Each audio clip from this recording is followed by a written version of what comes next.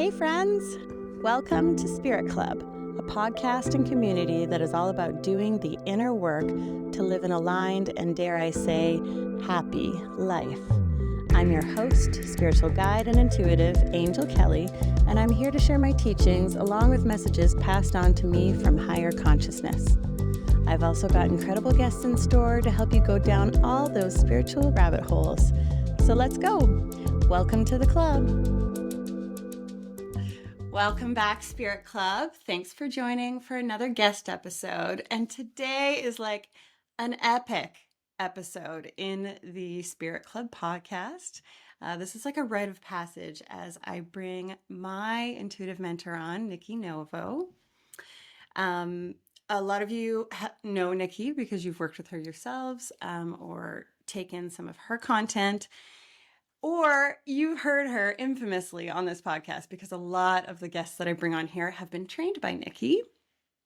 Nikki is a master intuitive, a teacher, an author, and a podcast host herself of Soul-Led Living, and the one who we lovingly refer to as the Queen Mother. So welcome, Nikki.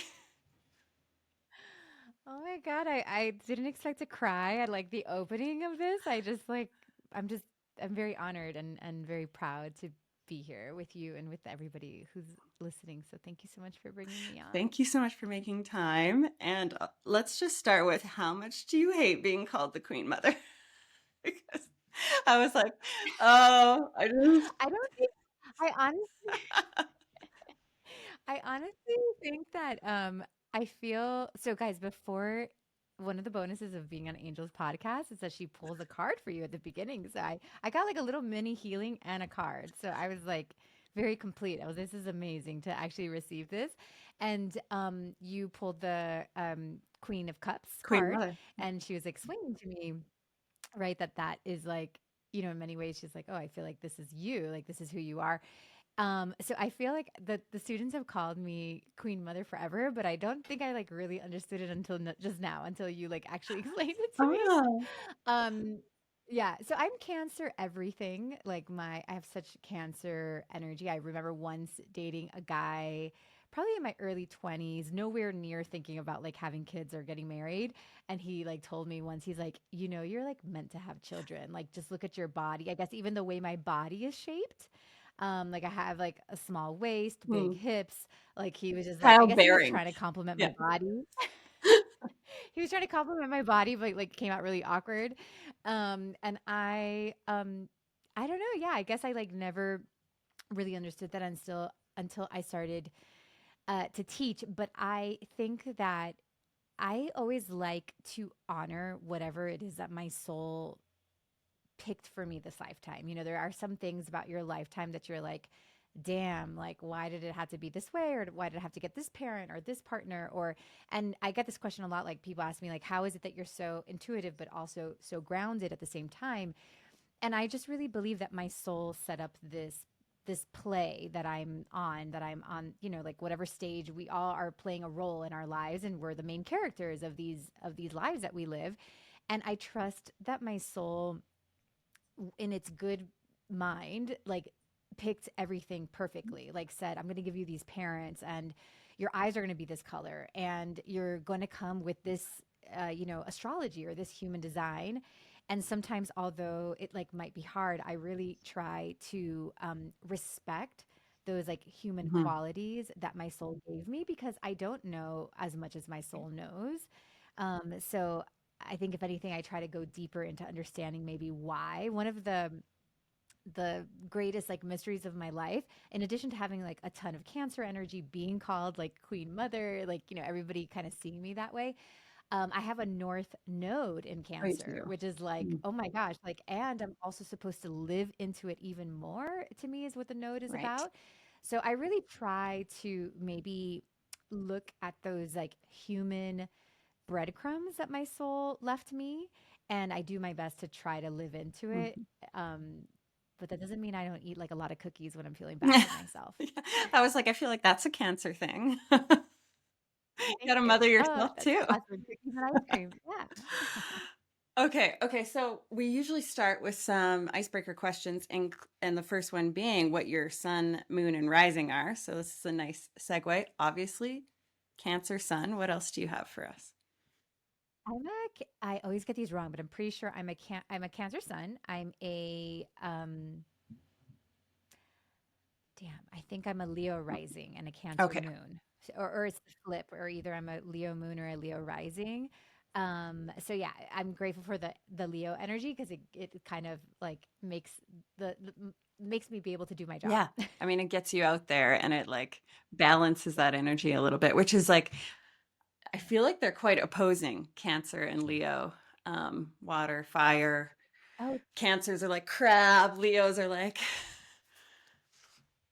no, I mean they're the most confusing things, and I think that sometimes I've had seasons where like I just wanted to be Leo or but it's like almost like your inner desire doesn't match sometimes like your personality is kind of how it feels sometimes. Like I have a desire and a knowing of like what I'm meant to be, but sometimes my cancer doesn't allow me. But I would say that I'm very big on having a strong inner mother, and to me, the Leo is like the talent within me and like the little girl that like wants to be on stage and is highly talented and like kind of wants to show that talent. So I always say that I have an inner talent and then I have an inner yeah. momager. So I'm always like my momager is always kind of helping me do things even maybe when I don't really want to. And some of the things that I've done to like help that talent really come forward is just like surrounding myself with the right people that are going to help me. Like for example, like I do a lot of content, and I definitely a lot of the content I'm doing by myself, but I have like somebody who's waiting for the content, or I often like fly to Miami or like LA and New York and do content with my social media person, Sophie. So just kind of like making sure that I'm setting up myself to be able to honor that Leo, even though I don't feel like honoring it every Right. day. Beautiful. Which is like what a momager would do, right? Dance mom, Yeah. she's going to set you up with all the resources you need. Exactly. That's the vibe. And that's what I'm grateful. I know how to be a good like inner mother Mhm. to myself because I guess I have so much Yeah. mothering energy. So that's Yeah. helpful. And it's great that you're like, you have the awareness to turn it in on yourself. Because I can imagine maybe there was a time in your life, or I could imagine for a lot of folks with a lot of Cancer energy, it ends up being like only caring for others and not mothering self. Totally. And I think mothering people that don't want to be mothered, that's like the Yeah. worst. And like, I was like infamous for wanting to mother my mom, who is another mm, Cancer. And she like did not want to be mothered by me, obviously, which I'm grateful for because that would have gone bad as well. But she was like one of the first to show me that I had this like mothering gift, but that not everybody was gonna want mm. it. And she just held those boundaries really strong, like go use that energy somewhere else. It's not gonna be used here.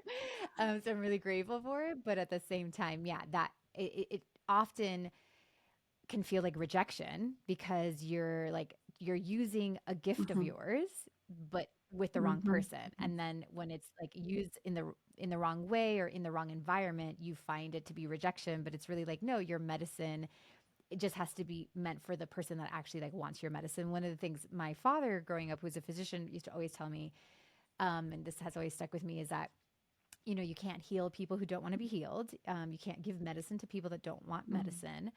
And that is something I've always carried myself. And I think as healers, I know so many of us are listening, that's an important part of the process is being able to be like, yes, I do have medicine. And yes, a lot of people are not gonna want it. They're gonna say no to it. But then there's a ton of people that do, and really finding those people that want it is so Right. important.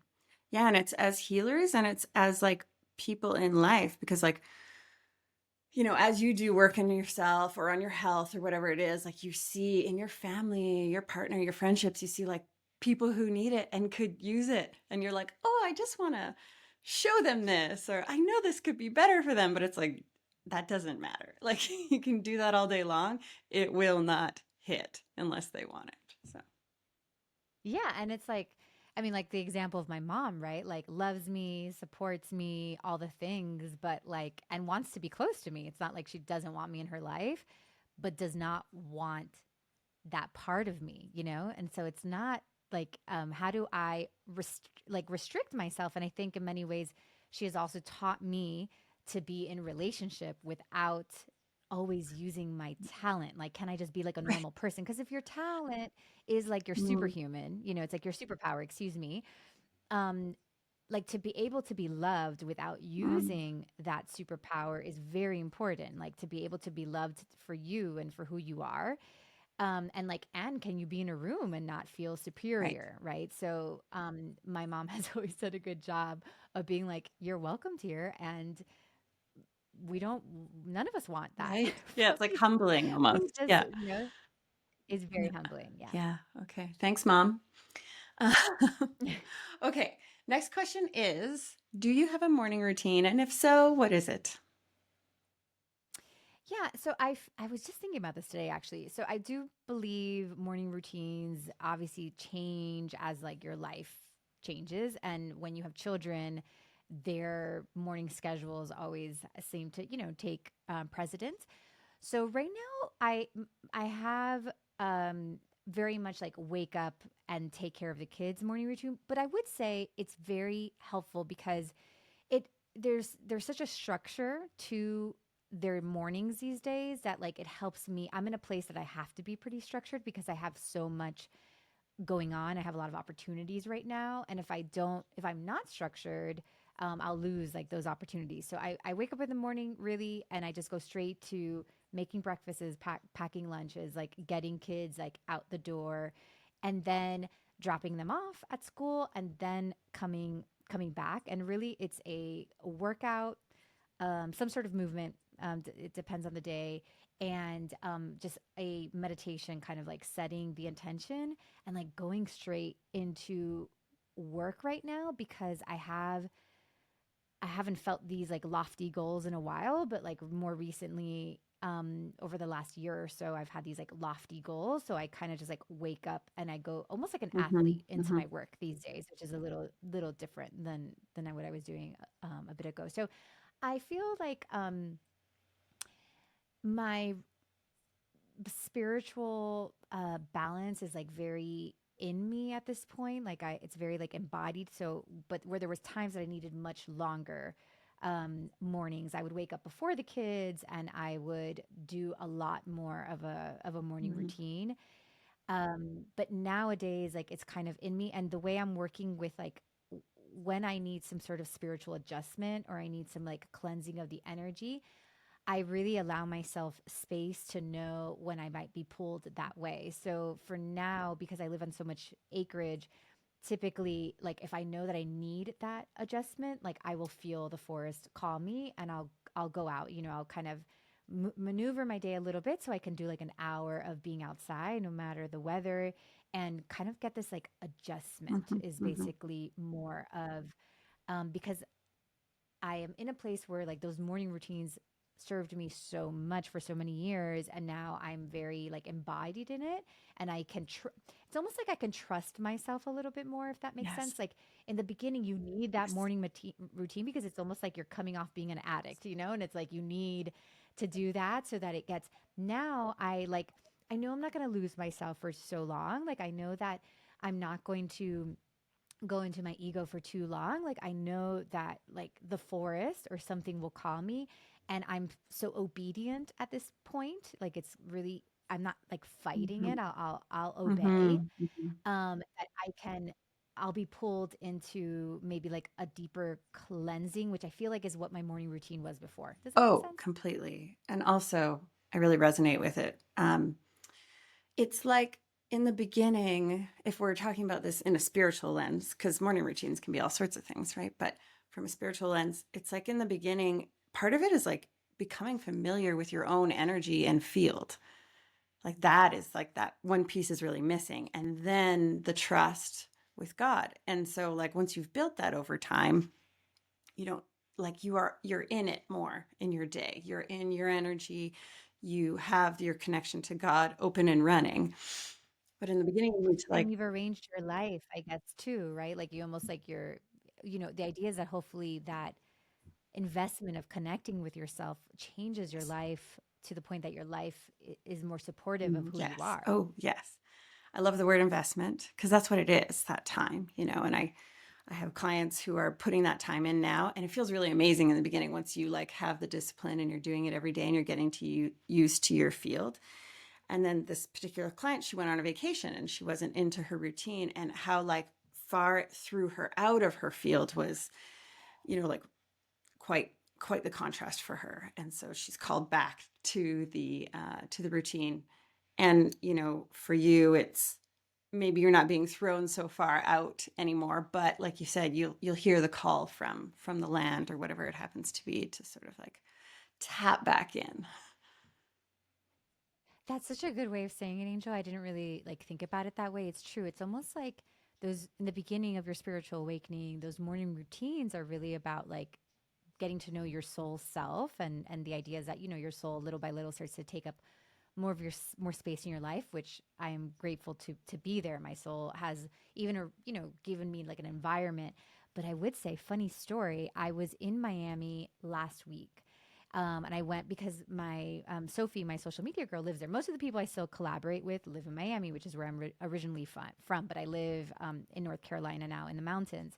So I go home, and I've been to Miami a bunch, but I went since I moved. But I went without my kids. Without my family, and I happened to be there on a weekend, which I don't. I usually go during the week. So I had the weekend, and I hung out with my friends. So I went like Saturday night with a girlfriend to like a party that she needed to go to, and then during the day on Sunday, I met up with some other girlfriends, and we there was a big festival going on in Miami, so we like went to this restaurant, and then we went to the festival, whatever. And I leave that weekend, like it was Sunday night, and I felt sick. Like sick to like I was telling my husband, I was like, I felt like I just like went clubbing for like 12 hours and like slept with a guy that I shouldn't have slept with. Like that's exactly He's like, this is which what none I of want it to happened. hear. Yeah, and none of he was like, wow, okay. None of that happened. Really what was happening was that I was thrown back into like an old life. There was a ton of gossiping going on because like I don't know. I guess that's what I was doing before when I used to live there. I guess that was the vibration. Miami is a very, it has a vibration. It's a very keeping up with the Jonases. It's a, whatever, how you ever say that. It's very keeping up with the Kardashians. We'll call it Okay, that way. more It's current. very much like, what you have, what school your kids at, like who's doing Mhm. what, who looks this way, who looks that way. And I left that for a reason, but I've been out of that for so long.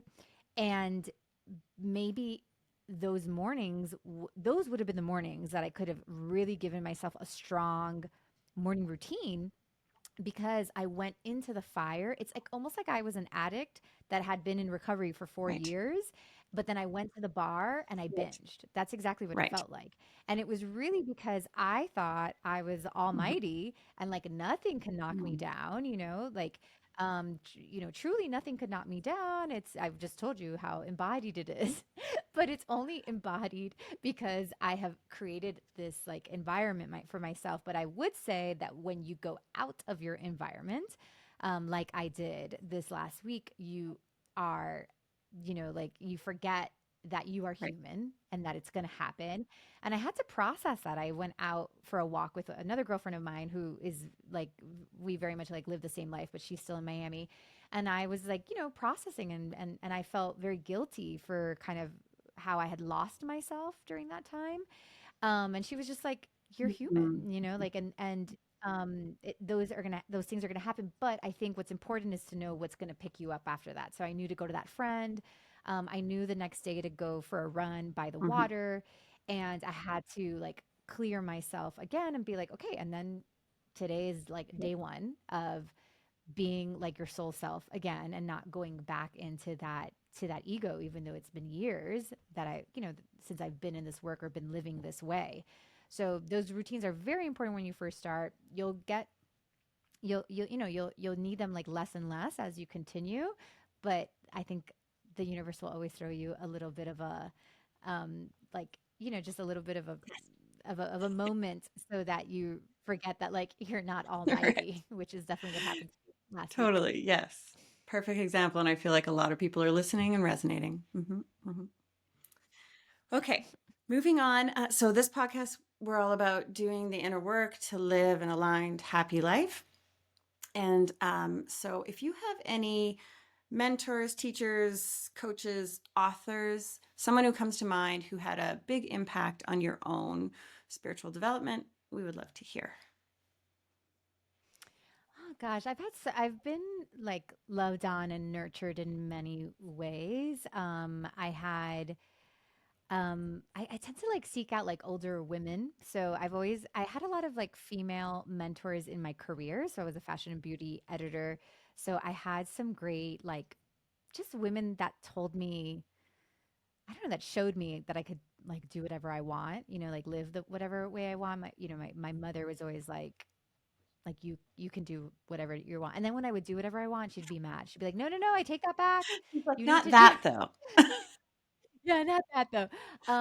Yeah, I my older brother, I feel like I've just like learned by the people Mhm. around me. And then there's been obviously like just I think just this industry in general, like the industry of personal development, self-help, spirituality.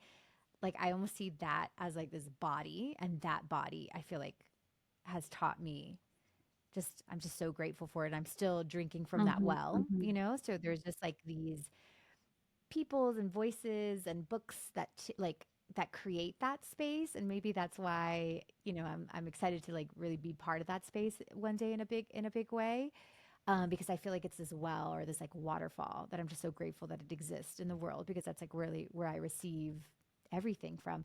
I haven't I'm a really fast learner, so I like I'm sometimes like too impatient to stay like long with a teacher. But I had one great teacher, Linda Roberts, who was very instrumental and like taught me how to get into the Akashic records, how to do healing. So I'm really grateful for her. And then I had like people that taught me like theta healing and things like that in the beginning of my space. And now I'm currently in a mastermind with this woman called Melanie Ann Layer. I actually like bought into the mastermind on a whim, like just kind of with my intuition. So I'm still getting to know Mhm. her. And she does a lot of like feminine energetics, and I'm really liking that so far. Beautiful. Mhm. Thank you for sharing. And I just thought I'd let you know that probably 95% of guests say Nikki Novo when I ask this question. So just want No, you to know you're on their list. that's so You're sweet. part of that well that is feeding others for sure. Thank you. Oh, that's so sweet. I love you guys. And So proud of all yeah. of you. Okay, so time for a little bit of magic making. What is one thing that you want to let go of, release right now? I'm definitely like I I can't I don't have a word for it, but I know that I'm letting go like of a piece of like an inflated ego Hmm. that I have, and kind of going deeper into my heart. So I'm having a little bit of a balancing that's happening right Okay. now. So kind of how I started the conversation when we were off camera, we were talking about analytics on Mhm. podcasts, and I have a podcast as well, and I was like, oh, my solo episodes, they do so well. When I bring on a guest, it doesn't do as well. But then as I asked you, you were like, "Oh yeah, like my guest ones are doing pretty well, probably because they're bringing new people." And I was just looking at her and I was like, "That's because Angel's brave." And I'm just like right now, like, no, no, I still, like kind of like there's a part of me, right, that needs like when I didn't know that, but as I was talking to you, I was like, oh, there must be a part of me that still needs like that validation to be like, look how like her solos are so good. Look at her analytics when she brings on a Mhm. guest, it doesn't do as well. But really, that's like I have to be willing to be like, I don't need that anymore. Like I got a lot of years of that. I got a lot of years of people telling me how like great I was, and it's almost like you're killing it in one Right. arena and you're the top of you're killing it in that pond, and but now it's like, can I be brave enough to go into a bigger pond and even get to the place where my podcast, the solos, don't do as well as a guest because I have these amazing guests Mhm. that are growing like my podcast. And I think that takes a level Mm. of bravery and a level of, kind of releasing some sort of inflated ego that I Understand. needed in the journey for Mm. sure. But I don't need it anymore with where I'm going, and it's just not going to help me go Mhm. where I'm going. So that little sensitive Cancer has to be okay, or maybe even the inflated Leo in many ways. But like, I have to be okay to, yeah, to almost like move from like senior year to being a Mhm. freshman. Mhm. But because like there are greener pastures over there. So that's something I'm balancing right now. Well, and I would say, like, by speaking that with your words, with your voice right now, you're already like essentially letting go of that little bit of inflated you, because that takes a certain amount of being in your heart and vulnerable to say that out loud. So it's happening. Thank you. And you guys can hold me, everybody can hold me to it. Looking for a guest. Okay. Last question is, and I mean, I think it flows really well with what you're just saying. So it might have you repeating yourself, but what is something that you want to call in? um, Gosh, I know sometimes so one of the things I learned in the beginning of my journey, um, I was I remember like kind of waking up and a lot of the beginning of my journey really started a lot with my career. Like I just knew that I was meant to leave my fashion and beauty editor job and move into this like spiritual space. I didn't even know what it was at the time. And I spent so much time thinking about the future. Like I spent so much time about like thinking about, oh my gosh, I'm going to be on stage and I'm going to do this book and I'm going to have this and all these things. And you do that long enough and you ultimately get tired of your bullshit. You're just like, you're tired. You're just tired of it being in your head and not being in the Hmm. physical. So at some point, I remember getting there. I'm like, I'm tired of this being in my head. I need this to be like in the physical. So I just got very good at being physical and being like present, if that makes sense, to the point that sometimes I stopped weirdly like looking into the I see. future, I and see. I'm almost learning to balance those two things because I would say that when I put my head down and I started to work. So for me, a lot of that was like I put my head down and I started to do a lot of readings. I put my head down and I started to make money in my business. Like money, my money really supported me by kind of grounding me to like it was almost my coach in many ways, like needing the money, wanting the money to come in and support my business so that I could stay working. Like my business had to make money in order for me to really be able to stay here and claim my ground. If not, I was going to have to work for my husband or go get a job, in media again. So for a while, like money was like this coach that really kind of kept me present, and it really forced me to put my Mhm. head down. Kind of when you're hiking and you have to, it's such like a step by step hike that you have to look at your feet. You can't really look too much in advance, and that really paid off for me. Like I learned to do that. I learned to kind of like stop looking into the future and really look down, and that was such an important part of my journey that I'm now like almost in this place that I'm having to carry both and Mm. hold both, and that's a totally different skill. Like to be able to be on that hike and put your head up every once in a while and be like, okay, like, we're going to strategically try to make it to that mountain. Okay, put your head Right. down and like do the work. So I'm like in this place of I don't know, it almost feels very close to me, some sort of mountain that I've been hiking for a long time. I don't even have words for it, but it feels very close. And now I have to like put my head up and put my head down, put my head up and put my head down a lot. And that has been like a new Mm. skill. And I think the other thing too is that I'm just so grateful for everything that I have that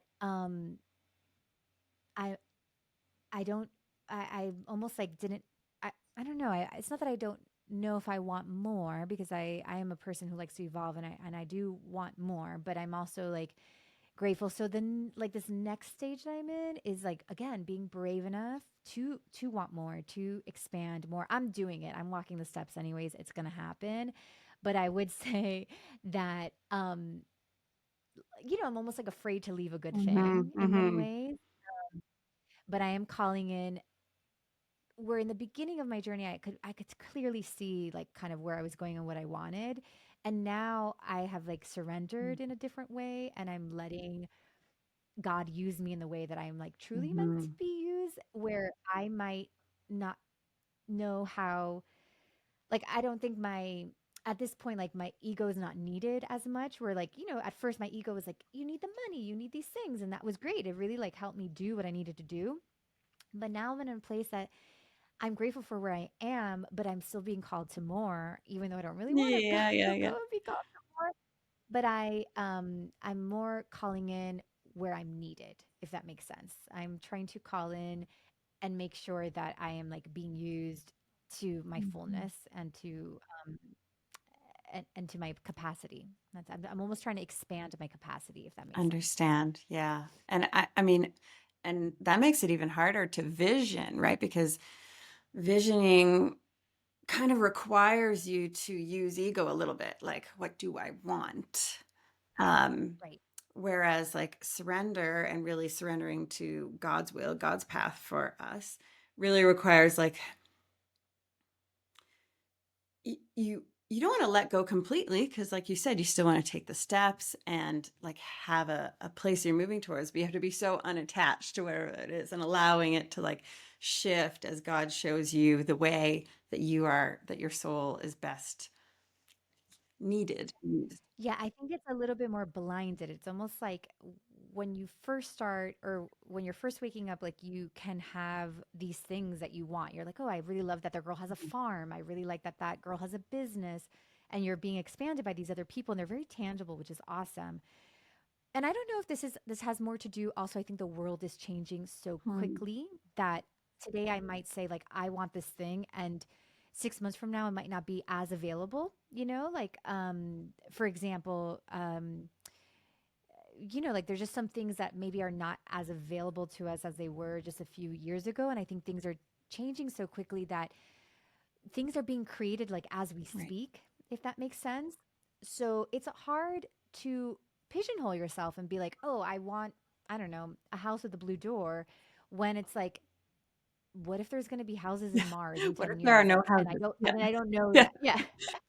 and I don't know that like yet. So it's almost like, I feel like we're in a place that our dreams may be too little for where the world is Mhm. going, and they almost might be too small for where the world is going. So it's a little bit better at this point to perhaps to not focus so much on like what it is we want, definitely using those as like markers and stuff, but instead really being able to take this vision and walk a little bit more like a blind, like you're blind and you can't really see, but you can feel what it's going to feel like when you're Yes. there.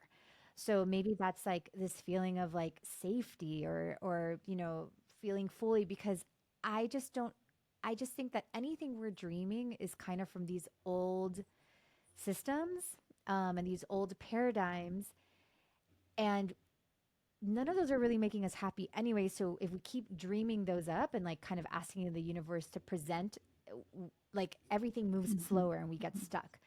So I feel like as a whole, we should be dreaming from how we want to Mhm. feel, and to trust and to be blind at this point and be more sensorial, if that makes Mhm. sense.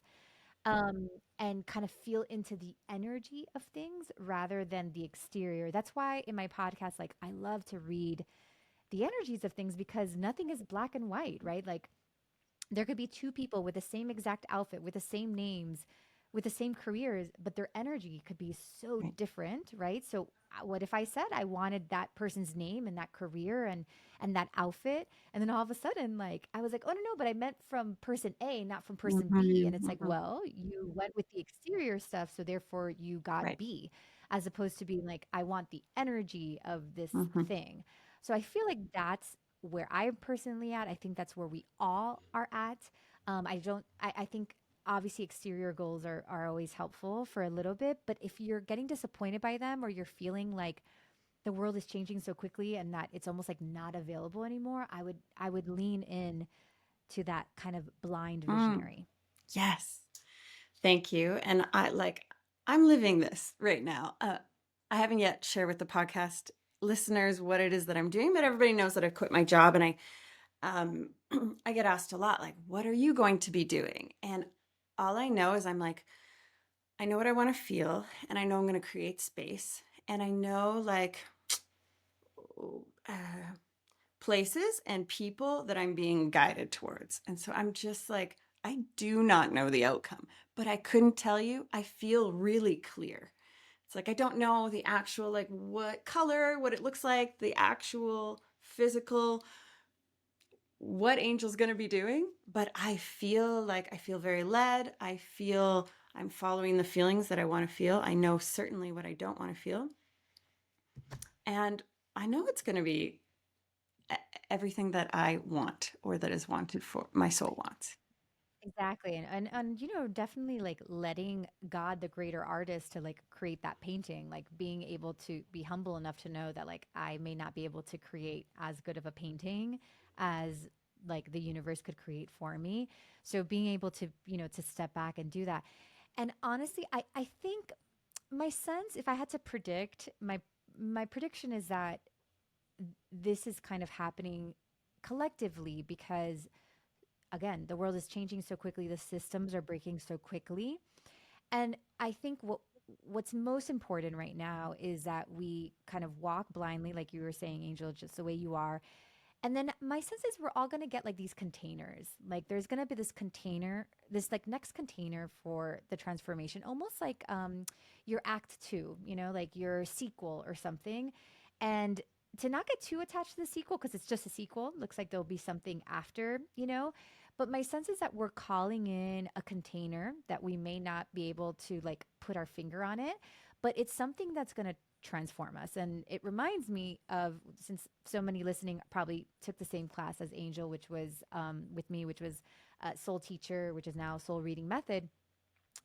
And Soul Teacher was this container for me that refined me. It made me the teacher that I am today. And like I could not have dreamt that up. I wouldn't even know how to visualize that and come up with that. I guess I must have been just like saying like I want to be the teacher. I must have been putting that out there, and then I was given this container, and then I had to live in that container for a while, right? Like that I was in that container for probably like I think I guess like probably 3 years, 3.5 years, and it refined me. And I did like I made roots in that container, and I like rooted in it, and I was very present in it. And then that container ended, and then I kind of now it's become Soul Reading Method, and it's a new era and everything. So my sense is like what we're doing is that it's like we are calling forward this container that is going to refine us into what we want, but that we do not know that refinement period process. Like we don't know how to do that. So maybe I'm like, oh, I want to be a better speaker, and I accidentally started a podcast and didn't even know why. And maybe 4 years of doing that podcast, it turns me into Mm-hmm. something, and I needed a container to become Mm-hmm. that. So I feel like that's what we're doing right now. And it's okay to be a little bit like loose with the container and holding instead the vision of who I'm trying to become, and like God give me the best, safest, chillest container Chillis. possible. Yeah, make it chill, please. And please refine Mm, me. okay. Yes. And I feel called to also add to that, like in the process, you c- like, and this is my own experience, something I'm really focusing on is like feeling good and just like loving and enjoying my life right now in the process, in the container, in the refinement. Because sometimes we can like get attached to like, okay, I'll go through my 4 years of refinement and then I'll be X, Y, Z. And there's something really wasteful. There's something about that that feels really wasteful. And so what I'm really trying to be present to is like loving my life, like feeling good, focusing on feeling good, focusing on feelings in general, like you said. I've been hearing that message so much, Angel. Like I can't even tell you. Like that message has been thrown at me so much. It's incredible. And obviously we're not coming up with anything novel. It's like obviously enjoy the journey is what we're Right. trying to say here, but and we're not saying it because we can do it. We're saying it like we're trying to encourage each other, right? To see like the beauty and the magic in in Mm-hmm. becoming, and being able to, again, just like ground into becoming. And I think that we can't ground if we don't trust. But you'll be able to ground and to kind of just like enjoy life when you're like, I trust this is going to be a Right. good life, Yeah. you know, and let go playing Right. God. Right. Yes. Okay. Wow. There's a lot there. Where do we go from here? So I feel like talking about intuition today, and yes, you're a master intuitive, something you talk about a lot. But this audience, I think, yes, there are a lot of light workers in the audience, but there are also a lot of, spiritually curious, feel that they have intuition, but maybe intuition is just reserved for the select few. So, I would love to, if you could share your story of how you came to honoring your gifts, developing your gifts. Because I think a lot of folks are like, oh, you're just born like, what's her name? Anyway, you're born psychic and seeing things, and it's reserved for this very gifted, talented few. So I'm just wondering if you can speak to your story and how that came online for you. And Yeah, you know how it is, guys. A talent doesn't like look like much when it's first there. A developed talent is like what we're so excited about. And I think when you maybe see somebody who's more intuitive or who's good at following their heart, it's like just something that has been developed over time. So I would say that we absolutely all have it. I have taught thousands of people, and I'm still not. Um, I don't know. I'm still surprised by it. Like I still am like, man, like you came in like with nothing, with all this doubt, and now you can trust yourself. Like that's really what intuition at the end of the day is about. Everybody has different ways in which they manifest it, or in different ways that they express it. But I would say, like, the word intuition is almost kind of wizardy. But I said if we like would strip it, it's truly the process of thinking that I have to believe in things outside of me, thinking that things outside of me have answers or people outside of me have answers. And then instead going through this process that at the end I realize, oh man, like all the answers are within myself. And that feels empowering rather than like annoying, because sometimes people will be like, oh, the answers are within you. And you're like, that is annoying because I don't know how to get right. the answers within me, But I'm saying like the true process of like really honing in your intuition is that even when you know that the answers are within you because you don't have all the answers, you're excited that the answers are there. Like you're excited for that journey.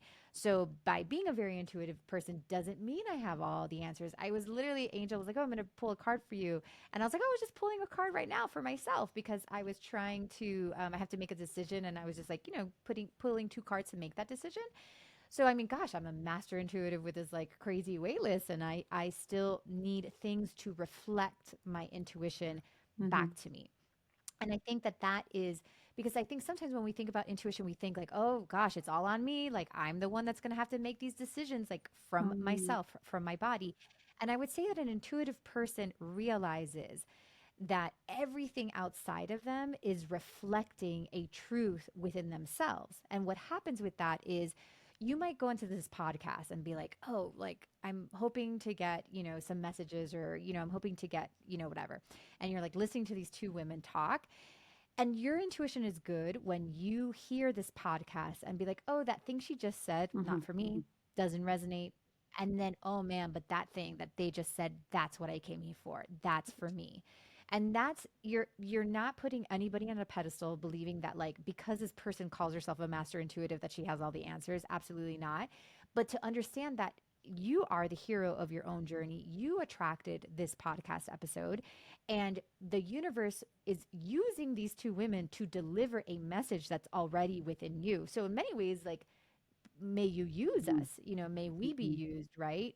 In that way. So to me, intuition is about understanding that, to understand that it's not about like we're throwing you out into the wolves and like you should have all the answers for yourself.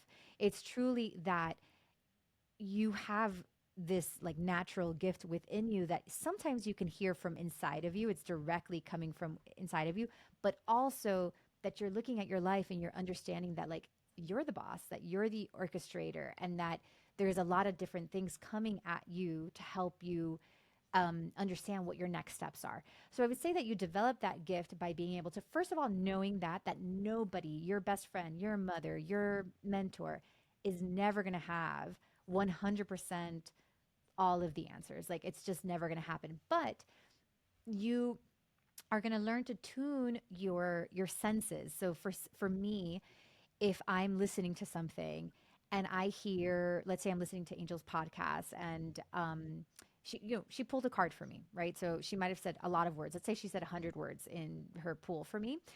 And maybe within those 100 words, there was 10 words that created a sentence that really lit up to me. And it really feels like the volume goes up. Like it's all I heard. You know what I mean? Like, haven't you heard somebody like, give a speech and you're like, that speech was an hour long, but all I got were these two sentences and that's all I Mhm. needed.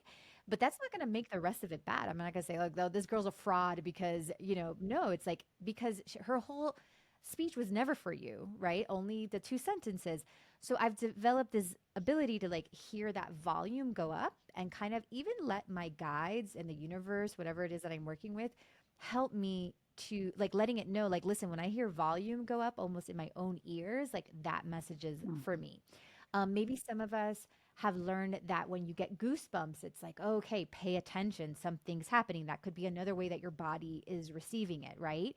But it's coming from the outside. It could be like you got goosebumps from hearing a person talk or by seeing a show. So it is coming outside from outside of you, but your insides, your soul is reacting to you. And it's like your soul can't talk, it's mute, right? So it's giving you these like sensations instead. Um, Another one also might be sometimes coming from yourself when I mean, one of the biggest secrets about intuition is that you do have all the answers inside of you. It's just most of the time we don't have enough space to talk out Mm. the answers. Like, how many times have you gone to a therapist and like you fucking paid $200 for that therapist and you just talked the whole time and you got all your damn answers, And it was really just because the therapist gave you an hour to just talk. And, when you let that channel go because you yourself are a channel, the answers started to come through, and that's why people that hold space for us are so important. So knowing that you're receiving it in many different ways, maybe you're hearing it, maybe you're speaking it, maybe you're visioning it, you're actually like seeing something in your mind's eye, you're sensing something, you're feeling that, and the world out like around you is really just reflecting that back to you, and a lot of it is Mhm. junk. Like a lot of what the world is giving you, like you're not, one of the things that we do in soul reading method, we go into the Akashic Records. And the Akashic Records is this energetic space where you can pull a lot of information from. And a lot of the students, because it's very visual, a lot of the students get overwhelmed because they'll be like, but I walked here and this unicorn jumped out at me. What does that Mm. unicorn mean? And it's just like in life, right? Like I might be walking, I might be on a vacation and there's a lot of junk in that vacation. There's a lot of things that don't mean anything, that are not important. Like the woman saying, giving me a card with a quote on it may very much like not be important. But then there was this moment on that vacation when I was like overlooking a mountain and I heard something like that Mm. was important.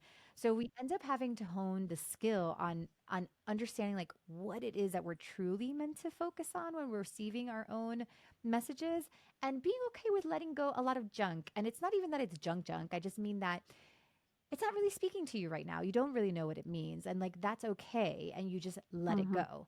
And really learning to like constantly letting go and really remaining focused on like what's true for you. Yes. Yeah. And I can hear my perfectionists and my very analytical folks in the crowd going, well, like, how do I know? How do I know what's important? What's more, um, if I see 100 different things, how do I know which one? And I think, some things that I'm pulling out of what you're saying, one way, is the volume will be louder. One way is you'll remember, like, what did you remember? Remembering in and of itself is like intuition speaking to you, your soul turning the volume up. And then I think too, repetition. You said at one point, something that we were talking about today has come up multiple times. And I'm thinking too, I'm like, oh, trusting yourself has come up with my last 3 guests, and I did a solo episode on it. So there's something here about trusting yourself for me. Um, and so that repetition in and of itself is a reflection or a way that my soul is speaking louder. Any that you would add to that that's like, how do I know of these 1,000 cues, which one are my intuition or God sending me a message? Yeah, I love that. Yeah, that's something I do. I'm like, if I, especially when you're in the beginning of the journey, you're buying like all these books. And finally, I had to tell myself, okay, unless I hear a book three times, like I'm not buying it because I was like buying way too many books that were like not for me, because I was like, oh, Mm, any book is for me. And it's like, no, at some point, you have to set some boundaries and be like, okay, if the book is really so that's one of the things I like to do is set up an intuitive language so you can start creating your own intuitive language. So maybe it's like when I hear something three times, I know it's for me. Maybe it's like when I see 333, I know, it means this. When I see 22, I know I'm on the right path. And you like my 222 and your 222 could be very totally. different, but they're part of my intuitive Yes. language. So really starting to set, you'd be surprised the universe will meet you that way. I know it sounds crazy, but like if you're like, okay, when I see this, it means this, especially in the beginning, like the guides and the like the divine guidance that's with you hears you and will meet you at that in that way. For me, colors really mean something to me. They call my attention a lot. So, because I know energy centers called chakras, I tend to look at colors by the chakras and really like look into it. But really, what we're doing with intuition is e- everything around us has energy, whether you can physically see it or not, right? So, like my dog can have energy, but also my grandmother who passed, who's around me, is energy, right? And what we're doing is we're deciding to hold our attention and focus on that energy source. So, like, if I'm a medium and let's say I can talk to people who have passed, all I'm like, really, what I'm doing is like, I'm deciding to stay there and like listen to that energy and receive that information. That doesn't take away from the fact that you also have, not to scare you, but like you also have maybe people around you who have passed and their energies swirling around them, but you happen to only be looking at um furniture because you're an interior designer. Like your focus in the world is like you're always looking at furniture pieces because that's where your focus is. I don't see them because I'm not an interior designer. I listen to dead people, so I see I hear the dead people, right? Like that's really Right. what it is. It's so much intuition is so much about focus and where you are deciding to get the information from. Yes. Okay. Okay. So, we talk a lot about blocks on here. We work through a lot of blocks on Spirit Club. And, being someone who teaches folks about intuition and helps them develop it, I'm sure you see a lot of blocks and maybe a couple common blocks to developing intuition or listening to intuition. Are there any that you want to share here? Yeah, I would say like the first common block is having an idea of how intuition is supposed to show up. So some people might think like they're supposed to visually see something and they're disregarding that their body is feeling a ton. And so they're like really trying to focus on like, and they're like, I don't see anything. I don't see anything. But then if you tell the person, like, try not to see and like now bring your awareness to your body. And then all of a sudden there's so much going on in the body and there's so much like messaging happening in the body. And then the person's like, oh, I'm an intuitive Mhm. feeler, like rather than so much of a seer. So the first block is having like a preconceived notion as to how it's supposed to look. The most typical ways that we receive intuition is seeing, hearing, feeling. Feeling is the biggest one. We've done like not studies, but we've put out surveys, and most people are the highest percentage of people are feelers. And then like so then hearing, seeing, what am I Knowing. missing? Feeling, knowing. Okay. So knowing is a funny one. Knowing is this ability to like kind of just like download the information. And I would say the biggest sign that you're a knower is if you have been told many times that you are judgmental. Because a knower, and I feel like a judgmental person. I actually was having this experience with my son the other day. Him and I were accidentally making fun of somebody and like kind of making jokes about somebody that we know close to us. And my husband was annoyed at us and he was like, "You're teaching our son to like talk bad about people." And I was like, "Oh shit, like you're right." But also, what was happening was that he was intuitively knowing something about a person. And the only way he knew how to express it was in a way that looked kind of like judgmental, but he was like making a joke of him processing like some information that nobody gave him. Does that Totally. make sense? So yeah, he looks like a shit talker. He looked like a gossiper. And of course his mom had tons of fun doing it with him. So I definitely, but it's really just a lower vibration for the Mm. knower. So of course, like it's such a, he's 11, so it's such a perfect example. He's a young Right. knower, right? So if he were a wise older knower, he'd be like, "Oh yeah, like," because the knower, when really becomes a knower, is when they add Yeah. compassion to their to their awareness, to their to what they're Mm-hmm. observing. So like you kind of dilute the judgmental part because you have brought in compassion. So that's really, so you may seem like a judgy person, but you're just on the same spectrum of a knower. You're just like a little bit lower in the vibration, and then you're going to introduce compassion, and then you become like a really wise knower, which is really cool. But I would say that and what's funny about your intuition and kind of when you feel blocked is because I think intuition is presented as superpower. I'm actually teaching like a free intuition class today, and we're calling it superpower because that's like, it's so exciting. Like, that's what it feels like when you really hone it. But the funny thing is that it is something that you are already doing that is so Mm-hmm. normal, that is so natural to you. It's just nobody's pointed it out, or you only know because you're in your body, so you don't know any, you've never been in somebody else's body, so you wouldn't know.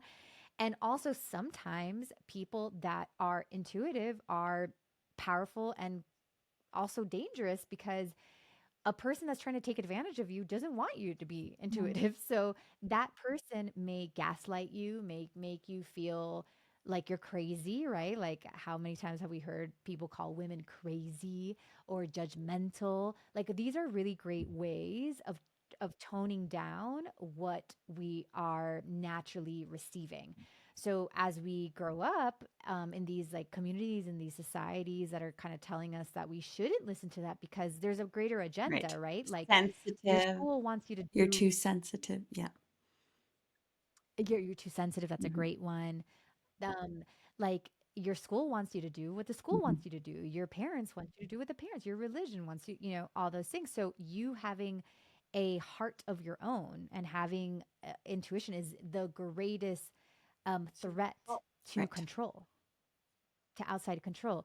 So you really like, that's what I love about intuition work as well, is that it is like a reclaiming of your Mm-hmm. power. Like it truly is like you are powerful because you know what is true for you and what's not true for you. But many of us are not raised to, and it's in the smallest thing. Like my daughter, and she doesn't do it anymore, but when she was younger and she was uh trying on clothes and trying to like look cute and stuff, we would be in the store and she'd be like, she'll try something on and she'll be like, "What Mm-hmm. do you think?" And I would always be so annoying and I'd be like, "What do you think?" And I had to turn it Mm-hmm. around on her because yeah, like it's almost like we're trained to really want to know what the Mm-hmm. other person thinks. And parents, of course, like that it's harmless to be like, "Oh, I love it. You look beautiful in that. I really like how," that's so harmless, but because I'm in a place of like trying to grow my kids' own power, their own intuition, I will turn it on them. So it doesn't come always from a bad place, but it's kind of knocked out of us for a long time. And some relationships are more damaging than others. If you're like in a, in a sometimes a codependent relationship, or you're with a narcissist and you really like lose that. So you're reclaiming your own power. And that the block is that it's like not as magical as Mm-hmm. one might think. Like it's much more Yes. ordinary in Right. many ways. Yes. And it's ordinary because, like you said, it's likely something you've always been doing to some extent, whether it be more on the shadow side or the light side, but something you've always been doing. So how do you know that that's a gift? Like you're in your mind, you're like, isn't that what everybody's doing? But no. But as you were speaking, Yeah. I was like seeing the bigger vision of where we're headed because we got to admit that intuition is taking up more space in the collective than ever. I don't think that's my fishbowl. I'm pretty sure that that's the case. And I can see it in friendships. I can see it in the larger collective. And so it's really like, and then you look at all the ways that we are seeing, the ways that we're being lied to or have been lied to, taught things that aren't true or were once true, aren't true anymore. We're like having this externally, we're having this breakdown of what is real and what is truth. And so that's really calling us to come back and find what is true by going within. Oh my God. I've been saying that. Like, it's so funny how, like, the system, let's say, like the propaganda system, the system of media that is like trying to tell you how to think or, hiding whatever mess up system, there is. It's so funny that that system accidentally birthed like its own demise, which is like intuition at the end of the day. It's so funny to me. I'm like, people like me or like, this work that we do, it's like thanks to social media Mhm. and thanks to being able to like be put on a stage and to be able to speak up and say these things. But it's like that system was also created to like kind of control, and then now it's like it's basically funding its own demise. And yeah, we are seeking more and more and realizing that there is no right or wrong anymore. And I think that's something that is very important to know about intuition. When I first got into intuition work, um, just to make a long story short, I got dumped by this guy that I was dating that I really felt like God was calling me towards. Like my heart led me towards this person. And when he broke up with me, I was very confused because I thought I was supposed to be with this person. So this is when I went to go visit my first psychic because I was raised Catholic. I That was not part of my, things to do. But when, desperate times call for desperate measures, so I find this woman who does angel readings and she changed my life.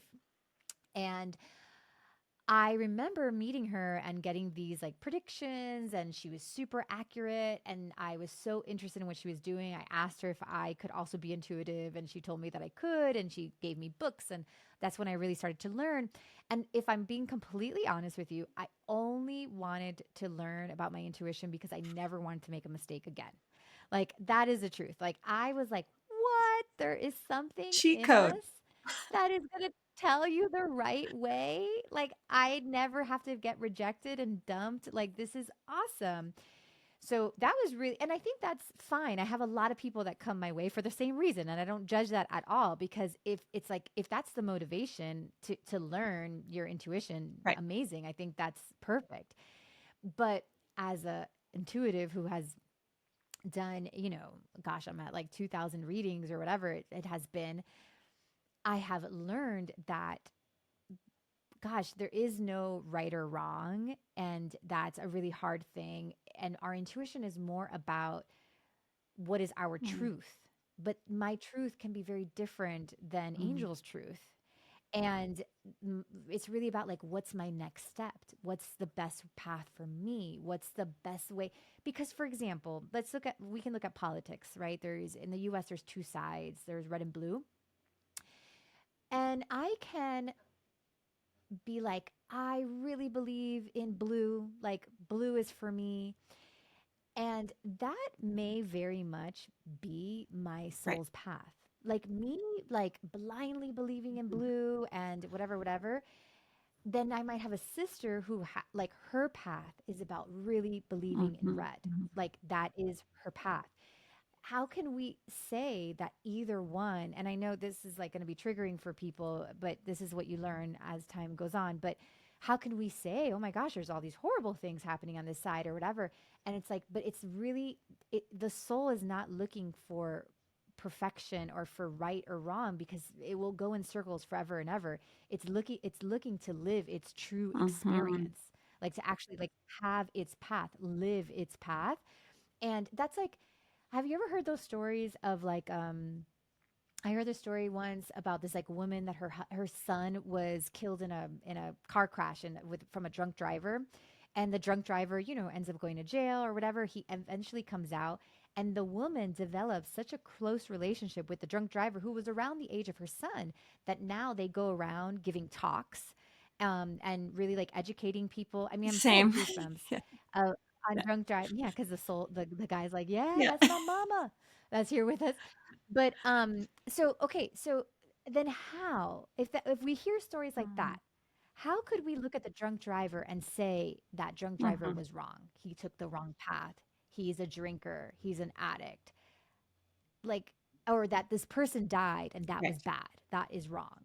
And that's the thing about spirituality and about when you get into intuition, you realize that your intuition is for you.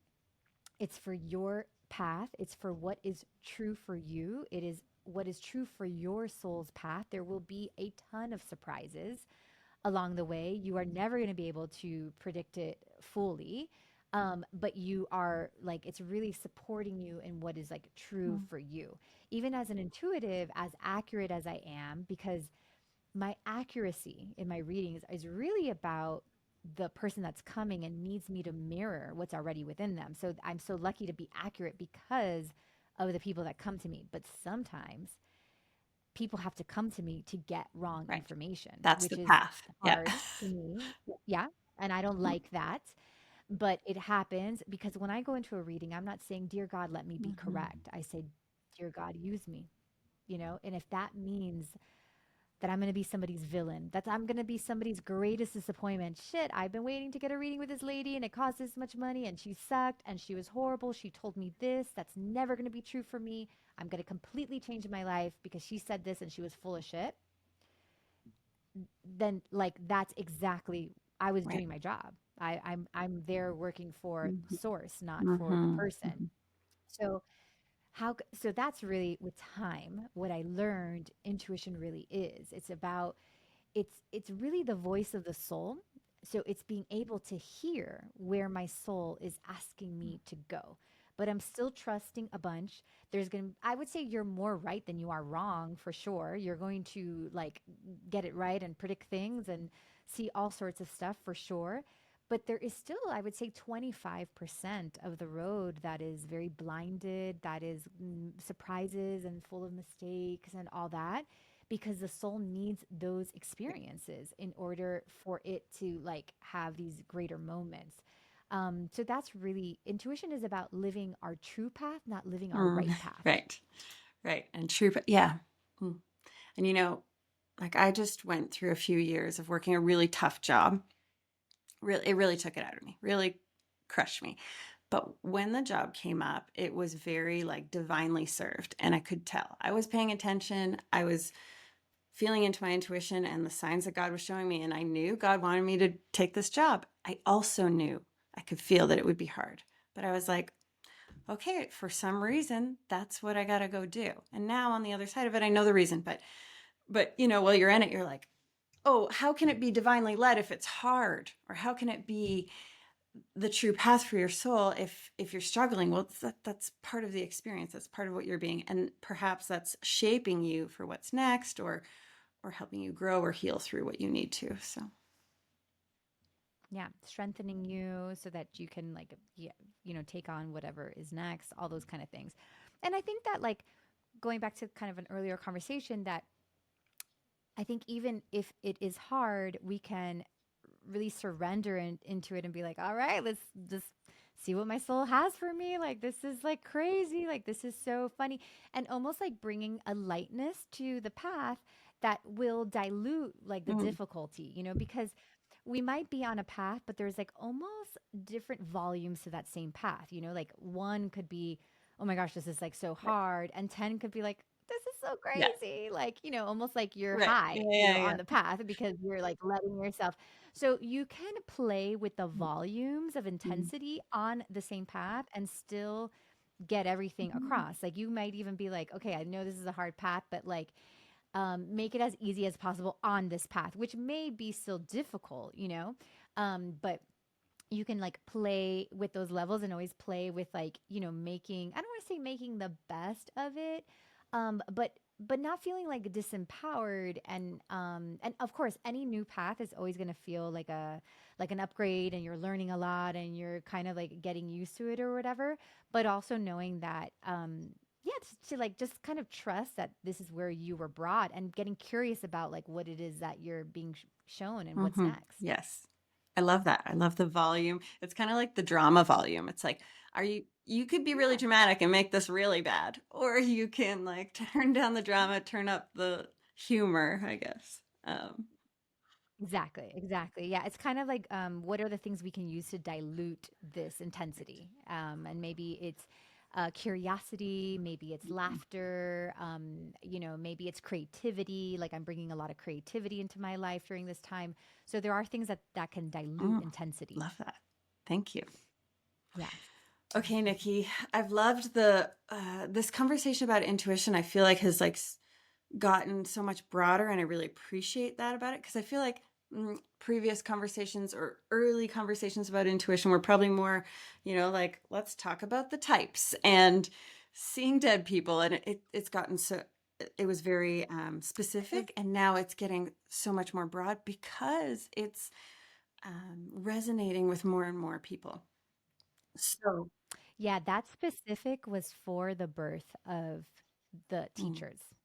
So like that was really like the early adopters who like learned a couple of years ago or whatever. Like that's why it was specific because they're like the technicians of what's going to be right. mainstream. So now we are widening the Mm, conversations in order to make it easy for like the person that doesn't need it. It's kind of like saying I might be like an expert in makeup and like I can do makeup, but now I'm going to like bring it to the mainstream so the woman can do her mhm, own mhm. makeup, but like she's never going to be doing like models or going Right. down runways. She's just kind of using it for her day to day. So that's why the conversation is widening because we're moving now into the masses, and if we received it or if we are attracted to the more metaphysical or the more technician type, that's a sign of what we're Right. here for. Yes. Yes. Okay. And so folks can develop their intuition with you. How? Yeah. So I mean, if you are more into the technician and you like the nerdy stuff, we do soul reading methods. So we do everything from reading energy to Akashic records, all that. But honestly, my podcast, I'm trying to teach intuition through Mm, example. So I do these like readings on the podcast, and I ask you to come in with an intention, and I ask you to like feel into like what is for you. So I hold like this intuitive space when I'm doing the readings on the podcast so that you can hear your own intuition. And it seems like that's like the next mm, way of teaching people. People are really enjoying that because the funny thing about intuition is it's very active. It's not something that you can like study and like kind of intellectualize. You actually have to practice it, which is really funny. It's a very that's I think that's why I love it. I think that I even like meditation was boring for me until I learned like intuitive mm. meditations, basically, which I do a ton of intuitive meditations on my on my subscription on Substack, which I really love too. So intuition it's really like it's a bunch of games until you basically embody it and it feels like a default energy, Mm. but at first you're doing a lot of exercises. So if you're super wizardy, soul reading method, it's even a certification. You can do a reading at the end of it, which is super cool. But if you're just like, I want this for my everyday, my podcast is great, called Soul Led Living with Nikki Novo, or my subscription that goes with that podcast. So it's on Substack. Perfect. Yes. And as someone who's Mhm. done soul reading method, I did it back in the soul teacher days. Um, there were a lot of graduates who went on to do this professionally. And then there were a lot who it just becomes integrated into their day-to-day life and whatever they're doing. So I feel like as much as it is about the geekier things like Akashic records and stuff like that, it's also something you can just live into your family, into whatever chosen line of work you have. Yeah. Thank you. Definitely. I love seeing like intuitive moms. I mean, we have so many children being born these days that are so advanced that it's like as parents, like we have to up our skills to be able to parent them. And I think a lot of people that come into soul reading method are tasked with these Right. type of children, and are like, oh my gosh, like I need to like know how to read energy and all these things because like I'm gonna have to guide my kid this way, and I'm gonna do it quick because these kids are showing these signs so early. Oh my gosh. I can imagine that would be a little panic moment. Um, okay. Well, thank you so much, Nikki, for coming on and making time for this community. And it's been great to connect with you again.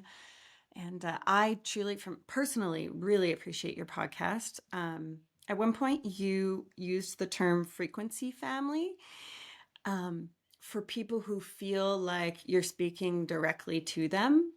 I am in your frequency family. And so your podcast means a lot to me and provides me a lot of like practical guidance for my life. So thank you. I I I'm so grateful, Angel, and I'm so happy that that you're doing this because I've always seen like those gifts in you. So this is like the greatest. I always say like for all my students, like the greatest gift is for like you guys to live into your gift, and sometimes I get to see it and be here with you and reflect, and it is the best feeling, and I'm so proud. And yeah, I think I would imagine everybody listening is part of the frequency family as well, and I think the frequency family are just these like the new leaders of the new earth, like really the people that are seeing, they're the seers of the new earth and the builders and the architects, and they're just a little bit ahead of the curve. So it's an honor to be in that group with everybody. I agree. Also an honor. So thank you, Nikki. Thanks for everybody for tuning in, and check Nikki out if you haven't already. And we love you lots. Love you, Nikki.